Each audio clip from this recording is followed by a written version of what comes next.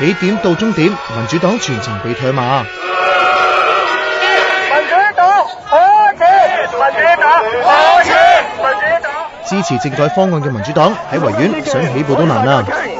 你對我不滿，我哋會反思。希望大家唔好用空檔、用身體嘅言語去攻擊大家。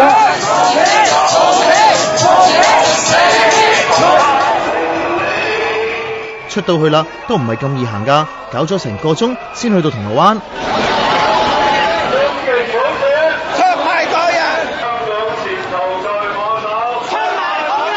8位黨嘅巨頭全程罵不還口，一路去到社民連街站。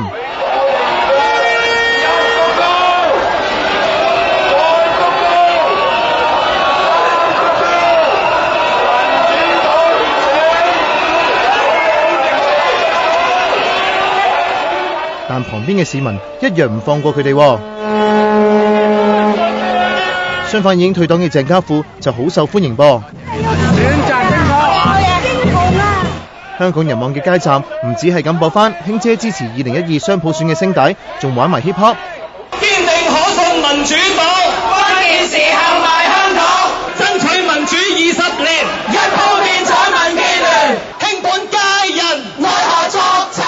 去到金鐘仲大鑊噃，呢位支持咗民主黨多年嘅先生難逃示威。民主黨今次係對香港俾一票佢嘅選民，係對於選民唔絕。呢個政黨對我嚟講已經係心灰意冷。唔單止班巨頭㗎，沿途嘅街站一樣俾人追擊。我哋民主黨嘅工作，民主黨可恥，反晒口。我哋喺度呼籲大家社民連、公民黨都問咗我哋香港市民啦，點解唯獨是民主黨冇問我哋香港市民呢？